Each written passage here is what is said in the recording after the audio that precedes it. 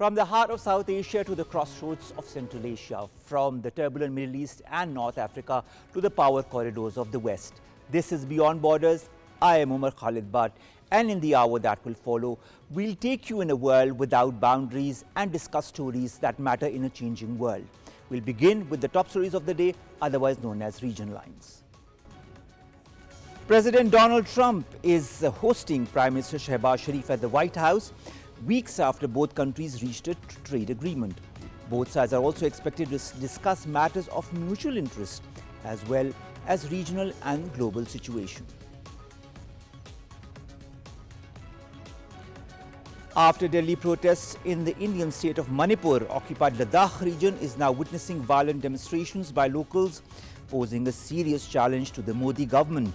Security personnel are patrolling streets a day after violent protests demanding statehood and job quotas for local residents left at least 4 dead and dozens injured.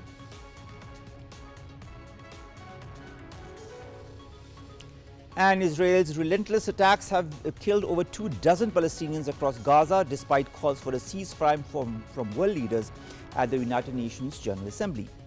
Also, the United Nations has called for an immediate investigation into attacks against the Gaza-bound flotilla, saying anyone responsible for the violations must be held accountable. We'll begin with the West, of course, and what dominates the West is the upcoming meeting in New York between Pakistan and the U.S., otherwise between our Prime Minister Shehbaz Sharif and U.S. President Donald Trump. It's very important from different perspectives. In the wake of this renewed relationship that has sprung between both the countries, whether it be in trade or whether it be in other fields. More in the following report. Pakistan-U.S. relations are stepping into a new and promising phase as President Donald Trump is hosting Prime Minister Shehbaz Sharif at the White House. This Oval Office engagement is not just ceremonial, it marks a confident diplomatic stride by Pakistan on the world stage.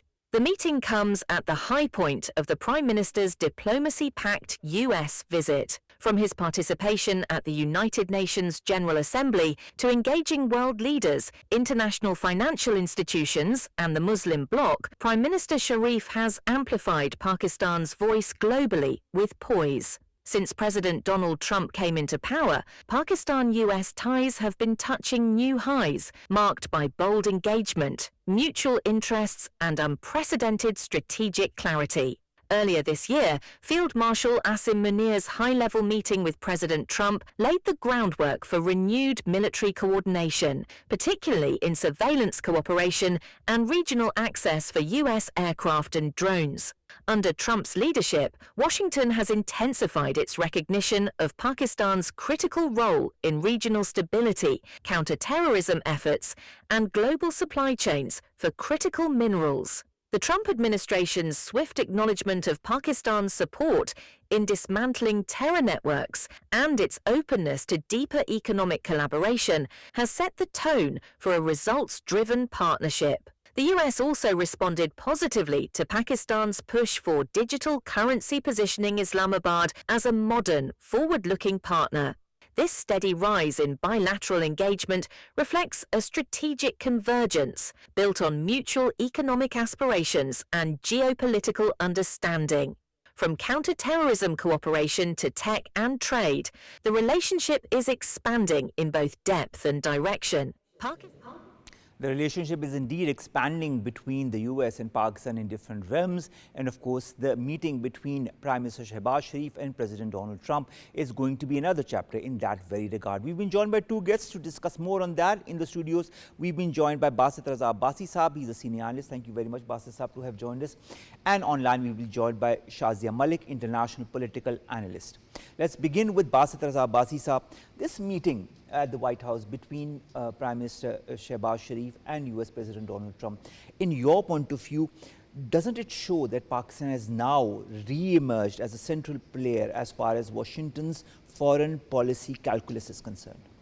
Definitely, there has been a strategic shift from the previous position of U.S. government, which was more inclined towards India, and they had declared India as a their strategic partner.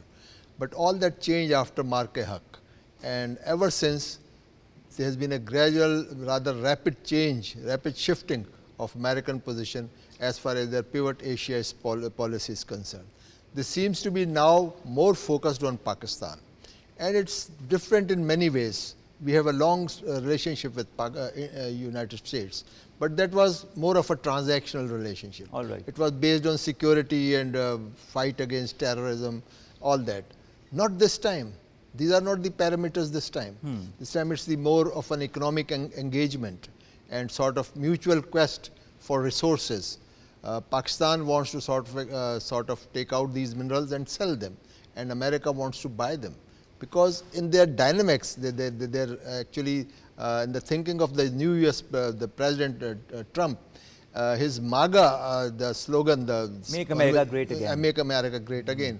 It is anchored on sort of producing most of the things which they are at the moment exporting from largely from China, to make them in China. But to do that, they must have these strategic and rare earth minerals. All right. Which is, we all are aware of that.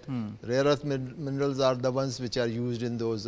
But the relationship between the US and Pakistan is just not based on rare earth minerals, is it? I think there is a much more broader sphere when it comes to this relationship, and I think Operation Bunyana Marsoos kind of cemented that also when it comes to counterterrorism, when it comes to the strategic relationship between both the countries. This high-profile meeting that is going to happen in a few hours' time, do you feel this also confirms that Pakistan's balanced diplomatic approach, linking Washington, linking the Muslim bloc, and global financial institutions is paying off in ways that our not so friendly neighbor could not match? Certainly, this is the most apt description of the events which are taking place now. What I covered was just one aspect of it, which has been highlighted, but it is much deeper. And as we have seen, that Pakistan has gradually sort of assumed the stature what it deserved in the community of nations and in the Muslim community. And we have seen it that right from Doha conference, the meeting after attack on Qatar, and then Pakistan's sort of this defense pact, defense agreement with Kingdom of Saudi Arabia, and now the activity at the United Nations General Assembly, where President Trump called the powerful, the major Islamic and Arabic countries to discuss the Gaza situation, and Pakistan was there at a very, so all this shows that Pakistan has in a very short time has gained the stature that it always deserved, but it was due to the various reasons, and more significant of them was the Indian policies and the sort of West inclination towards India as a bulwark against China, which they realized their folly in those 4 days of our war with them. They realized that Pakistan is more certain in its actions. It talks less, but it sort of proves its point with its action. And that's what the world needs. And more than the world, Mr. Trump needs that. He needs action. All right. And Pakistan has proved that our people are full of action. All they right. are sort of. And our country can be the ideal partner in this right. region as far as the US is concerned. Shazia Malik joins us all the way from Canada. Shazia, thank you very much to have joined us. It's always a pleasure to discuss things with you, because you're so well prepared and have all the different angles ready to discuss as far as Pakistan-US relations are concerned. In your point of view, don't you feel the American leaders now seeking Pakistan's input on global crises, whether it be Gaza, whether it be Afghanistan, it's because Pakistan has proven itself to be a responsible, indispensable partner?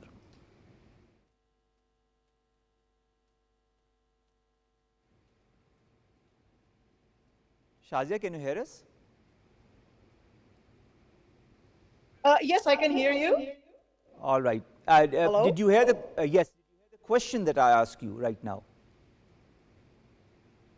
Okay, thank you very much for the opportunity, first of all, and pleasure is all mine. Yes, I could hear parts of the question, and the question was about that US now thinks Pakistan is a very strategic partner. Was that the question? Yes, exactly. And what I was trying to understand is whether it comes to Gaza, whether it comes to Afghanistan, this is what the US now feels, that Pakistan is that reliable, indispensable partner to discuss issues that plague the world. Yes, absolutely. There has been a major shift now. You remember the Biden era, where he didn't even have the courtesy to give a phone call to Pakistani leaders. And so this is a major change. Well, of course, we understand and we have talked about it that the US needs now critical minerals from Pakistan. And already they have signed, one of the US companies, the Missouri based company, has signed about $500 million dollars worth of deals with Pakistan as well. However, Pakistan needs to be very, very cautiously optimistic about this whole thing for the simple fact that a US delegation led by Mr. Brandon Lynch is already in India, and they are already. Hello? Yes, yes. We all ears, Shazia. We're all ears. We're listening to what you have to say. Okay.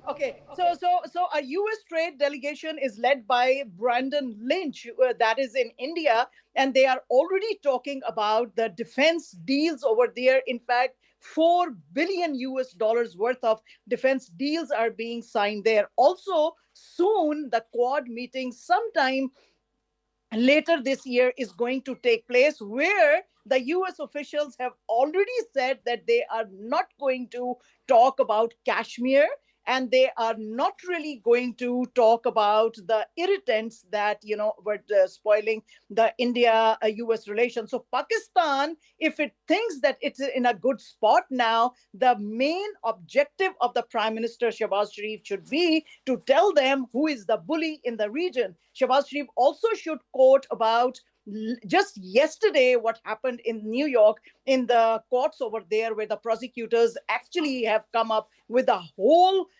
scenario where this raw agent Vikas Yadav promised Mr. Nikhil Gupta that he is going to bring a plane full of these arms that he can sell and kill people over there. So the importance is there of Pakistan. However, how Pakistan plays this thing and tells about its importance is extremely important. That we fought your war on terror, we lost 90,000 people, we are being constantly made victims of terrorism, because we are facing it now from two sides, that is, one from Afghanistan, one from India, because India now actually is involved in transnational terrorism, about all those reports and everything that have come up. So Pakistan needs to play this very, very smartly. They need to keep an eye on the region, on all these American delegates who are coming over here, and at the same time they should tell that their main core issue of the main bone of contention over here is Kashmir, and Mr. Trump, as he promised earlier, must resolve this issue. The trade and economic ties definitely will go hand in hand, and Pakistan will stand with US. However, Pakistan's core issues of counterterrorism and all those things need to be looked at very closely as well. Shazia, when you look at how Pakistan has been moving diligently within the ambits of the OIC or the UNGA, or also at different international summits, the recent warming up of relations with the US and other countries as well, in your point of view, does it feel that Pakistan is more or less, in your point of view, reshaping the international agenda, and its role is becoming more important as far as the key players in the world is concerned? Yes, absolutely. Because the State Department, if you have seen their recent statement, you will get this idea. The State Department recently said that Mr. Trump is getting more interested in that region. And so Pakistan has a central position, and where they want to engage with Pakistan. Definitely, Pakistan has been a very, very loud voice on major issues like Gaza and other things. And so US now feels that Pakistan can play even a bigger role. you need to read that readout that came out from the State Department, which clearly shows that U.S. actually has now an interest in engaging with Pakistan, whether it is their own interest that is of critical minerals or other, but definitely on counterterrorism. You might have seen that the engagements with the American government have increased. Marco Rubio has been talking to Isaac Dar, and then Mr. Asim Munir, the field marshal, also was hosted in a very, very unprecedented manner by the US president. And now the Pakistani prime minister is meeting him. So Pakistan's role is being considered, and that is why all these engagements are going on. That is why all these engagements are going on, because of course Pakistan's importance can no longer be denied by the world body, including by the US. Basit Raza Abbasi Saab, Shazia alluded to the meeting between Marco Rubio and Isaac Dar. How important was that meeting as well, that was held in July this year? And how did that slowly and steadily step up to the meeting that is going to be held now? This is how the diplomacy moves. It doesn't have a very brisk pace. And so those meetings at a lower level and then culminating at the highest level, they bring the results. I personally feel that the basic understanding which was reached between the meeting with Field Marshal Asim Munir and Donald Trump, now is the time to actually formalize it. And that's why the political leadership is now there to sort of fine-tune it and to sort of work out the doable steps and the time frame and how they have to proceed further.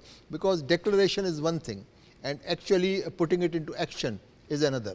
So now I think is the time, and I want to bring one thing here, that we are too much into breaking news. We expect immediate results. But I think we shouldn't do that, because this is an ice which has been frozen for a long time. It will slowly melt, and it's melting. And it's better that it melts slowly rather than very quickly. Exactly. And already, as the lady has just mentioned, that a US company has been here, and 500, an MOU has been signed for the strategic minerals. So this is one step. And the next, perhaps, as Mr. Trump had claimed, that they will be sort of getting into the oil exploration in Pakistan. So these are the steps which will unfold in a few months, let's say. But what is more important is the shift that has actually taken place, and that is the greatest achievement, because in the last 2 decades, India has very cleverly managed to sideline Pakistan on most of the major issues. And suddenly that has changed, and India itself seems to be sidelined. And you don't see them on any world forum. They somehow have vanished from all those forums where they used to be very prominent, and they would be welcomed by the beer hugs and all those. They are all gone. Strategic mistakes, Basit Saab. Their own strategic mistakes. I see. I think they did. The biggest blunder was that attack on Pakistan, which sort of backfired, and backfired in a sort of a ceremonial way. And since that day, India has been on the back foot, and I think you are going to discuss that perhaps. The Ladakh situation, which is now very, very critical, because there have been and that and the situation in Manipur and so many other situations that are developing in India points to an implosion as far as the different movements and the Indian populace is concerned. But we'll come to that a bit later. Shazia, coming to you, last question as far as this very important segment or story between as far as the ties between the US and Pakistan is concerned. We know that a trade agreement has been signed between both Pakistan and the US. We know that we've had a counterterrorism collaboration with the US as well. How do you feel this relationship that has extended beyond counterterrorism and now is enveloping areas such as trade, such as economy, such as IT and more? Is it going to be a mutually beneficial field for Pakistan's foreign policy?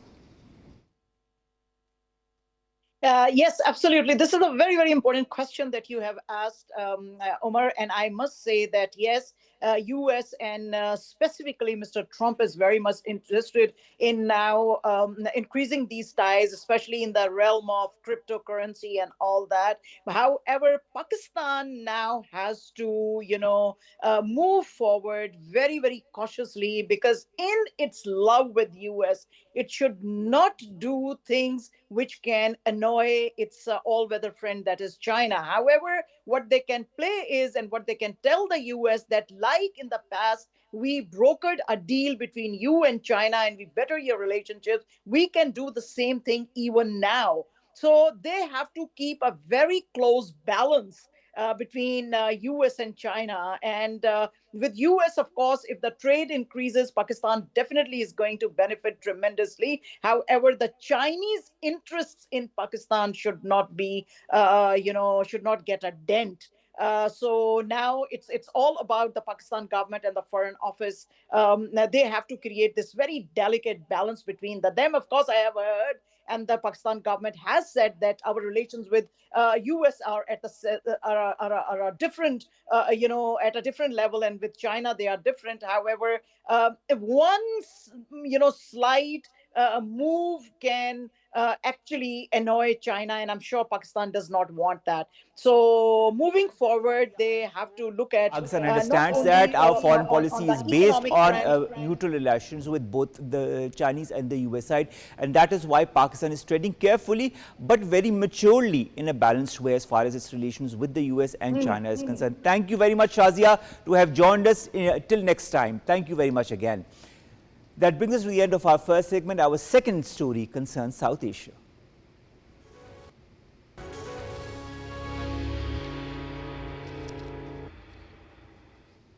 Now, Ladakh, ladies and gentlemen, a high-altitude cold desert region in the Himalayas that has been recently in the heart of recent India-China tensions, has again been embroiled in a violent situation with protests that have been going on and recently the deaths of some citizens. There are hunger strikes and more people are demanding their due rights that are not being given by the Indian government. More in the following report.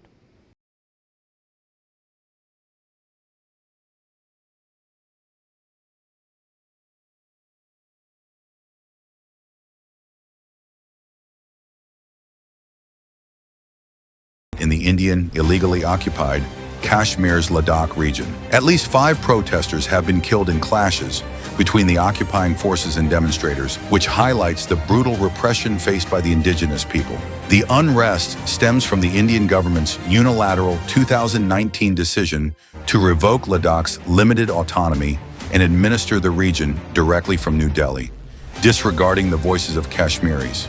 The protesters are demanding protections for tribal areas and local self-governance, the rights consistently denied by the ruling Bharatiya Janata Party. As the movement gains momentum, authorities imposed a ban on public gatherings in Ladakh's capital Leh. Despite repeated calls for dialogue, the Modi government continues to ignore legitimate demands, further alienating the Kashmiris. Ladakh's strategic significance, especially given its long border with China, and the 2020 clashes between Indian and Chinese forces, underscores the dangers of New Delhi's heavy-handed policies in this disputed territory.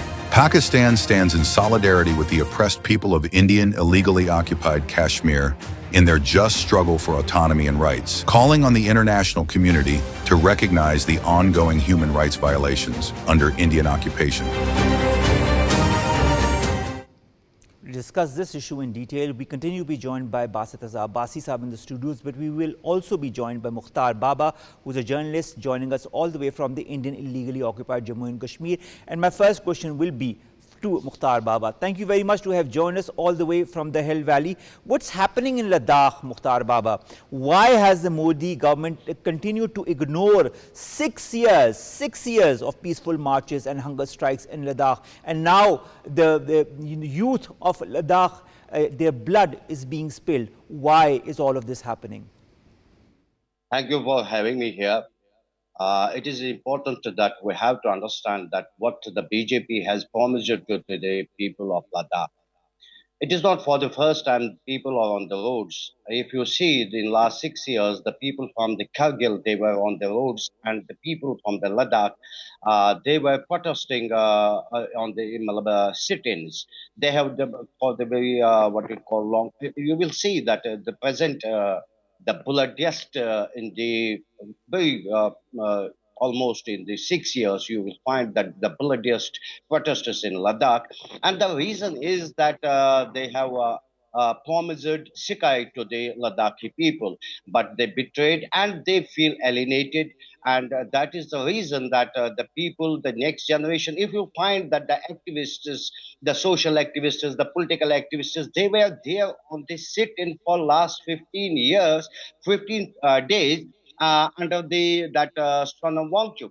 So, but the young generation who feel that they are getting nothing, just the promises, and they came and that's why they came on the streets and they protested. They burned the vehicles, the police vehicles, the BJP headquarters in Delhi. So there, this is the, to be very honest, this is the frustration of the people across the Jammu and Kashmir. It is not just in the Ladakh. You will find it in the Kargil region as well, because the Ladakh is divided into two parts, the Kargil and the Leh. And it is a utter what it called frustration among the young generation who wants that. You will find that for the first time in the history of Ladakh, people are with the Ladakhi, not the Indian tricolor, with the Ladakhi what it called the flag. So they are protesting, and the Gen Z has the inspiration. They have found that the what you call the Nepal and the Bangladesh, the students movement, they are all students, and they are frustrated on the streets, and they want the statehood, they want the rights movement, they want the rights for themselves. And that is the reason, and it is the anger is across the Jammu and Kashmir, because they wanted that because everybody knows it that Ladakh is a part of Jammu and Kashmir, but in 2019 that Modi-led government has separated Ladakh and Jammu and Kashmir into two different union territories. Although you can find that in 2019 that the BJP orchestrated some jubilations, and they tried to tell the world that the people from the Ladakh, they had a demand of the separate union territory, and they are very happy, and they orchestrated some welcome functions in 2019. But with the passage of time in last 6 years, the people have realized that it was just Hawks promises, and that's why they are on the street. All right. That is why they are on the streets and these protests are going on. Stay online with us, Mukhtar Baba, while we continue our conversation. Basit Abbasi sir, what are the demands from these youth of Ladakh, of Leh, as far as their demands are concerned? I know some of the demands, but I'd like you to share them with our public as well, with our viewers rather. They are basically, they have lost the administrative autonomy that they had before. So they want that, because as you just mentioned, there is a BJP appointee, Lieutenant Governor, who is actually the head of the administration. There is no legislature, and they want to be included in the 6th schedule, which sort of gives professional right to the minorities in jobs, government jobs. And because there is a huge unemployment in Ladakh, in Leh as we speak. And there we education is quite high in Ladakh. Surprisingly, it's a very remote area, but the people there are educated, and they are demanding for jobs, which now are denied to them. And they are also demanding seats in the parliament. And these are few of their demands. But basically, as he mentioned, it all started with the reorganization of Act of 2019, in which the Ladakh was made a union territory, and it is now being governed by an appointee from the central government. And the BJP government, you know, they are actually trying to sort of quell each and every place where there is some kind of independence, there is some kind of individual thinking, there is separate culture. They just want to make that Hindutva, their slogan is Hindutva, where one nation, one language, one religion. And that cannot be in a diverse polity like India, where so many nations, so many nationalities, so many cultures, so many religions, so many sort of ethnicities it has to be diversified. And any effort, I think, I very strongly feel that BJP has been ruling for more than a decade, and now it seems that they are not going to be, they are going to lose the next election. It seems, because the popularity they are losing and the face they are losing in the international community. All that indicates that there may be a change of government. And is there another government, I think these abrogation of the Act 370 35A and 35A, it will be reconsidered. All right, let's see if it's reconsidered. That is, I mean, let's see how things move, because as we speak at the moment, the violence has really sprung there and the people are restless. The people, especially the Gen Z, want their demands to be met with. Mukhtar Baba, last question as far as you are concerned. Narendra Modi's hollow claims that have emanated since the last decade or so, but when it comes to the Himalayan region, Jammu and Kashmir, he talked about development, he talked about democracy. Now that those promises have all been but lies, do you feel that the Gen Z is standing up like they did in Bangladesh, like they did recently in Nepal? See, the very important thing is that we have to understand these protesters, because they what you call the Gen Z, and it was all done by the Gen Z, the elder the generation. They were on the sit-in protest for 15 days, standing, and it is not, as I earlier said, that it is not just out of the belief. No, you will people in the thousands of the people were on the streets in last 6 years. So what they were trying, they were demanding all these demands, which my co-panelist has elaborated well. So it is they feel, the young generation feel betrayed, and that is why, because you will find that Kargil Development Alliance, the what you call Leh Apex body, they are demanding these demands from last 6 years, and they are there had been so many rounds of talks. Mukhtar Baba, as you very well said, those frustrations are now coming out in the open with the violent protests, and now that we see the deaths that have also happened, the way the Indian government is moving forward is also the way it has been moving forward in the Indian illegally occupied Jammu and Kashmir region. Let's hope sanity prevails before it's way too late. This brings us to the end of the story from South Asia. Let's take you now to the Middle East and North Africa. Now, of course, when we talk of Middle East and North Africa, the first thing that comes to our mind is Palestine, is Gaza. When you look at all that has been happening in Palestine, when you also look at what has been happening at the United Nations General Assembly's 80th session, where so many countries have been, highlighting the fact of what has been happening in Palestine, the genocide, the war crimes, the crimes against humanity. And despite that, it continues unabated in Palestine, speaks volumes on the complete disregard of any value, national or international, by Israel. We continue to be joined by Basit. Abbasi will also be joined by Dr. Bilal Piracha, who's an assistant professor, emergency medicine in the US, who's just returned from Gaza. We'll begin with you, Basit Saab. How can Israel, in your point of view, sir, call itself and say that whatever it is doing is so-called self-defense, when it has already butchered, killed more than 65,000 Palestinians since the 7th of October 2003. How can it justify, with which aspect can it justify these killings? It is because of there is a very extreme right-wing government, and Netanyahu himself, his ministers, Smotrich and others, Ben-Gvir.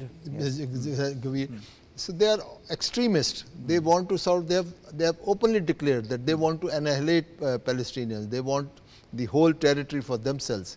And we keep talking about Gaza, but the same atrocities are now happening in the West Bank also. There's an even resettlement plan, because they want to settle in such a way that they will sort of separate East Jerusalem from the rest. So this is a new move that they are making. So all this is because the world has not accepted. There are so many fora, International Court of Justice and United Nations and so many organizations and so many countries. International Criminal Court. International Criminal Court. Their warrants, they have issued warrants against him. So all this, but it doesn't sort of make a difference to them because they have a very strong backer, and unless that backer sort of changes his mind, and this is what the Muslim countries have been making efforts these days to sort of prevail on American president to sort of let Israel stop this bloodshed, because Israel is the only country responsible for that. Of course, supplied by the arms and ammunition that it receives from the West. And they are sort of continuing with these barbarous acts because there is nobody to check them. And the only country who No, has there the are power, people to check them, but they are being backed by powers that refrain all of these other powers in the West and in the East to take any action. and we have seen very clearly that Europe now has sort of is fed up with Israel. They were supporters of Israel. They are still supporting. They still talk about release of the hostages and not sort of removal of Israeli forces from Gaza. So that's a sort of duplicity. But at least some forward movement has taken place. But we have seen here, and we have seen it in Ukraine, that without American backing, Europe cannot influence the events, the world events. It's very clear what we are seeing in Ukraine, and this is what we are seeing here. So I feel that so long as the Muslim and Arab countries and the Western countries, they have to prevail on Mr. Donald Trump and convince him to sort of play a role which he proclaims. He has said that I want to make peace, I want to stop war. He said I'm anti-war. So this is the golden opportunity. This is perhaps the longest dispute which has been, and most sort of brutal. The war in Ukraine is also brutal, but this is more so because they have no defense of their own. These are innocent people who are dying every day. Exactly, Children, and dying as we speak, dying as we discuss this dying very of issue. hunger, dying of blast, dying of direct bullets fired at them. So all these things, and this is very strange that there have been tragedies in the world, but they were far removed, and the news reached when the event was over. But here it is live telecast every day, from moment to moment. We are seeing the destruction of Palestine brick by brick, and the world has not been able to do anything. All right, the world is not being able to do anything. At the same time, there's also flotillas that have been going to Palestine, to Gaza, to give food, to give aid to the people who are in desperate need of that. And even those flotillas are being attacked by Israel. The latest is another flotilla that is bound towards Gaza, and it is also being attacked by the Israelis. We now have been joined by Dr. Bilal Piracha, Assistant Professor for Emergency Medicine in the US. Dr. Bilal, thank you very much to have joined us. I'd like to understand, what is the update regarding the flotilla and the Israeli attack? Will they make it alive? Will they be able to reach Palestine and give the aid that is so necessary, so needed to the people there? Bismillah ar-Rahman ar-Rahim.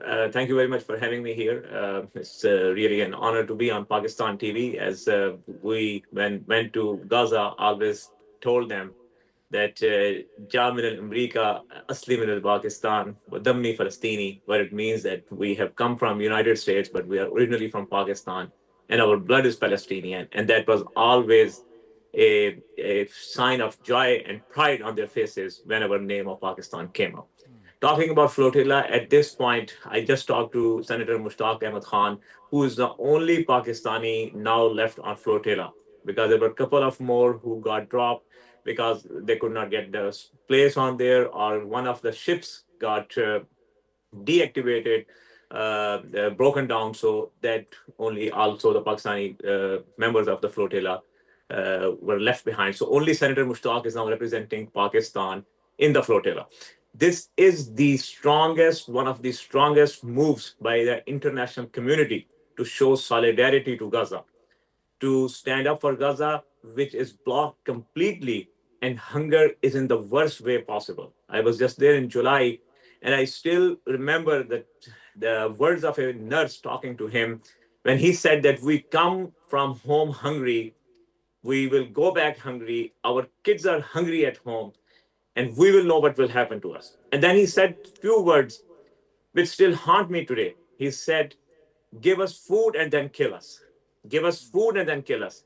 And why it particularly haunts me now, because at that point I thought it's just metaphorical. But later, just few weeks ago, I read the news in the article in an international newspaper that a nurse from that hospital was standing on the ground for an air aid, and the air aid, that pellet dropped on his chest.